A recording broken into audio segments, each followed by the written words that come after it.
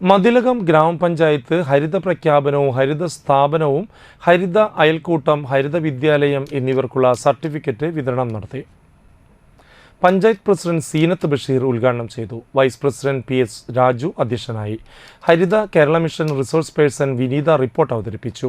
Panchayat secretary KS Ramdas, standing committee ചെയർപേഴ്സൺമാരായ Sumathi Sundaran, Priya Harilal, MK Premanandan, CDS chairperson CB, panchayat അംഗങ്ങളായ Sanji Sharkara, EK Biju, Arunlal, OA Gentrin, assistant secretary Sulekha തുടങ്ങിയവർ സംസാരിച്ചു.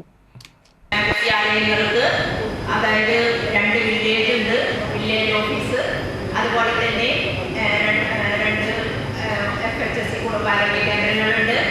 അതുപോലെ മറ്റു